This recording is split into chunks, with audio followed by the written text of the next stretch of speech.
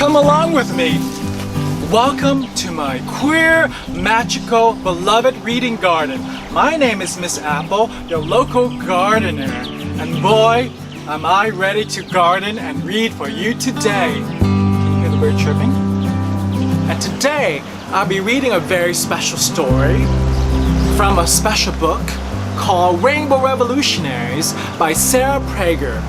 And today, we're gonna read a special story about Bayard Rustin. Now, boys and girls, can you say Bayard Rustin? Bayard Rustin. That was very, very good, boys and girls. Yes, you may have heard of Rosa Parks and Dr. Martin Luther King Jr., right? But did you know that 13 years before Rosa refused to change her seat on that bus, there was someone else doing the same thing, and that Dr. Martin Luther King Jr. had a lot of help behind the scenes?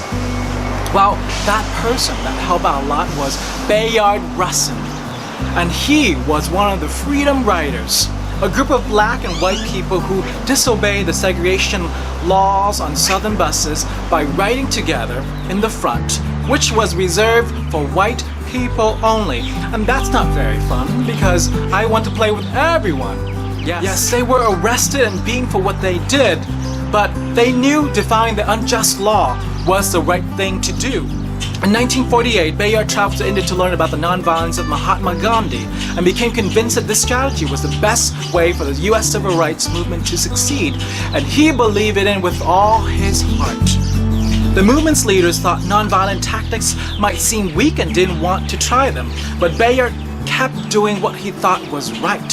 He got arrested all the time for refusing to follow unfair laws, but that didn't stop him.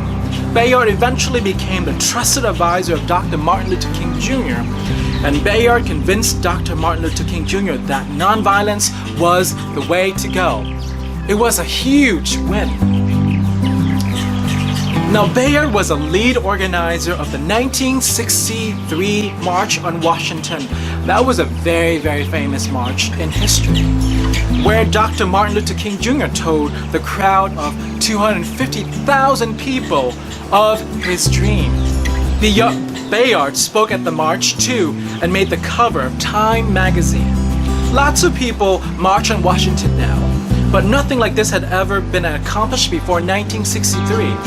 With racial and police tensions high, Bayard pulled off an amazing feat by keeping the march peaceful. Now, at the age of 65, Bayard finally met his life partner, Walter Nigel. Walter and Bayard became activists for the LGBTQ plus civil rights for the rest of their lives. I love a beautiful love story.